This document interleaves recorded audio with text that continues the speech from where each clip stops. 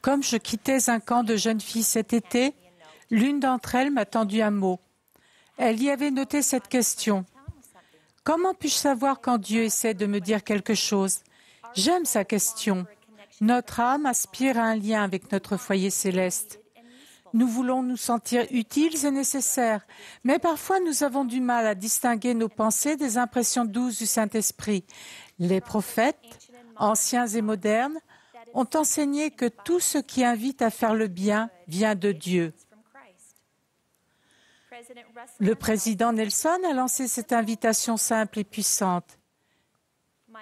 Mes frères et sœurs bien-aimés, je vous supplie d'accroître votre capacité spirituelle de recevoir la révélation. Décidez de faire l'effort spirituel requis pour bénéficier du don du Saint-Esprit et entendre la voix de l'Esprit plus fréquemment et plus clairement. Mon désir ce matin est de vous parler sincèrement de 4 manières de faire grandir votre capacité spirituelle de recevoir la révélation. Premièrement, consacrez intentionnellement un moment et un endroit pour entendre la voix de Dieu. Si vous choisissez de libérer du temps et de le consacrer chaque jour à vous rapprocher de la voix de Dieu, en particulier à travers le livre de Mormon, au fil du temps, sa voix vous semblera plus claire et plus familière. Au contraire, les distractions et le bruit qui emplissent le monde, notre foyer et notre vie, font qu'il est difficile d'entendre sa voix. Ces distractions peuvent tellement occuper notre esprit et notre cœur que nous ne laissons pas de place au murmure doux du Saint-Esprit. Joseph Smith, le prophète, a enseigné que la plupart du temps, Dieu se révèle aux gens en privé, dans leur chambre, dans le désert ou dans les champs, et cela, en général, sans bruit ni tumulte. Satan veut nous éloigner de la voix de Dieu en nous éloignant de ces lieux de paix. Si Dieu parle d'une petite voix douce, alors vous et moi avons besoin de nous rapprocher de lui pour l'entendre. Imaginez ce qui se passerait si notre envie de rester connecté aux cieux était la même que de rester connecté au Wi-Fi. Choisissez un moment et un endroit pour écouter quotidiennement la voix de Dieu et honorer ce rendez-vous sacré avec rigueur, car beaucoup de choses en dépendent. Deuxièmement, agir sans délai. Quand vous recevez l'inspiration et choisissez d'agir, le Seigneur peut vous utiliser. Plus vous agissez, plus la voix de l'Esprit devient familière.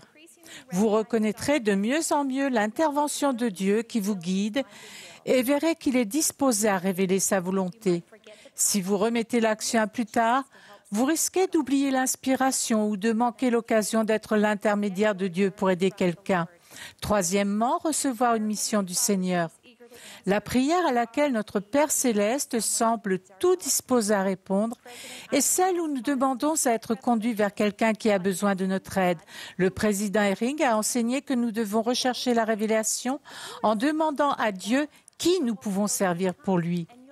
Si vous posez ce genre de questions, le Saint-Esprit viendra et vous orientera vers les choses que vous pouvez faire pour les autres. Quand vous faites cela, vous êtes au service du Seigneur et de ce fait, vous vous qualifiez pour recevoir le don du Saint-Esprit. Vous pouvez prier et demander au Seigneur de vous confier une mission. Ainsi, il utilise vos compétences ordinaires pour accomplir son œuvre extraordinaire. Mon grand-père maternel, Fritz Hjalmar Lundgren, a émigré de Suède à 19 ans. Il est arrivé en Amérique seul avec une valise. Il n'avait étudié que pendant 6 ans. Ne parlant pas l'anglais, il s'est rendu en Oregon et a travaillé comme bûcheron. Puis, avec ma grand-mère et ma mère, s'est joint à l'Église. Il n'a jamais présidé de paroisse, mais en qualité d'instructeur au foyer fidèle, il a amené plus de 50 familles à l'Église. Comment s'y est-il pris? Après la mort de mon grand-père, je fouillais dans une boîte contenant ses papiers et je suis tombée sur une lettre écrite par un homme qui est revenu à l'Église grâce à l'amour de mon grand-père. La lettre disait « Je crois que le secret de frère Fritz est qu'il est toujours envoyé par notre Père céleste.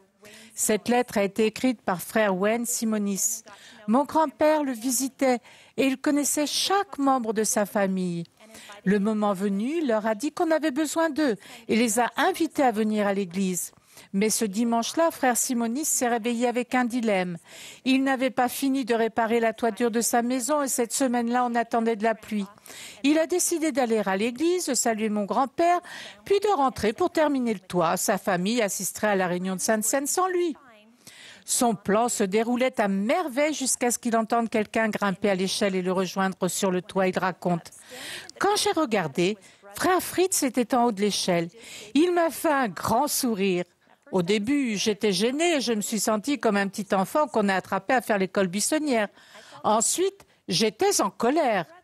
Mais frère Fritz a simplement retiré sa veste de costume et l'a suspendue à l'échelle. En remontant les manches de sa chemise blanche, il s'est tourné vers moi et a dit « Frère Simonis, avez-vous un autre marteau ? Ce travail doit être très important, sinon vous n'auriez pas laissé votre famille. Ici, et si c'est si important, je veux vous aider. » En le regardant dans les yeux, je n'ai vu que la gentillesse et l'amour du Christ. La colère m'a quittée. J'ai posé mes outils ce dimanche-là et j'ai suivi mon fidèle ami en bas de l'échelle et jusqu'à l'église. Mon grand-père avait reçu sa mission du Seigneur et il savait qu'il devait chercher les brebis perdues.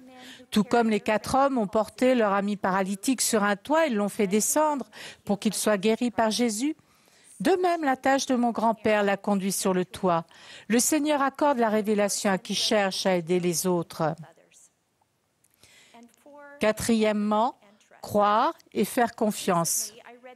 Récemment, j'ai lu dans les Écritures l'histoire d'un autre grand missionnaire qui a reçu sa mission du Seigneur.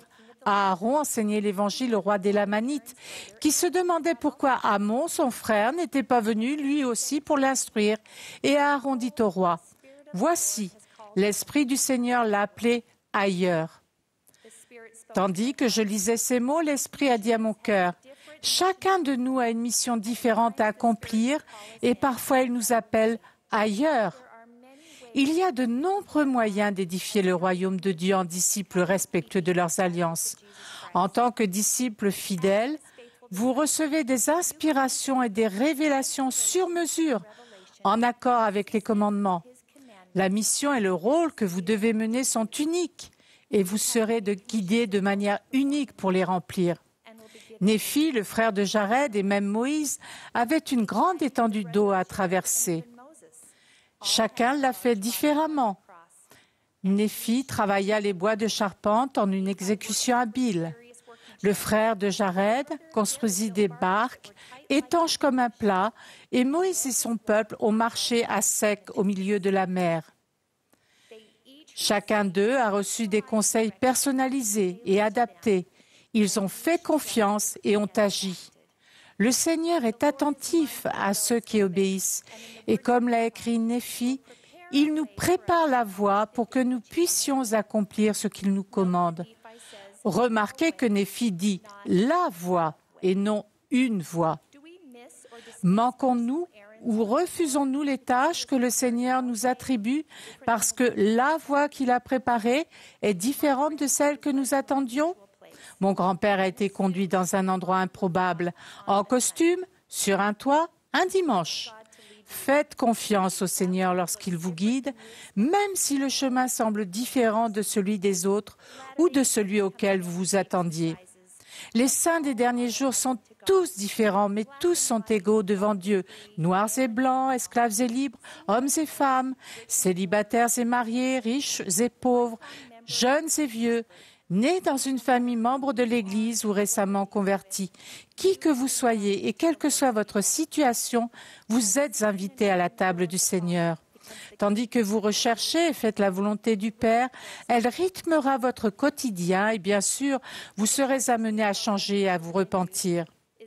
La base du nouveau programme de l'Église pour les enfants et les jeunes est d'apprendre à rechercher la révélation, à découvrir ce que le Seigneur veut que nous fassions et à agir en conséquence. Chacun de nous, quel que soit son âge ou situation, peut s'efforcer de rechercher, de recevoir et d'agir. En suivant ce modèle éternel conçu pour notre époque, vous vous rapprocherez de Jésus-Christ, de son amour, de sa lumière, de ses conseils, de sa paix et de son pouvoir guérisseur et habilitant. Et vous développerez votre capacité spirituelle pour devenir chaque jour un instrument entre ses mains afin d'accomplir sa grande œuvre. Au nom de Jésus-Christ, Amen.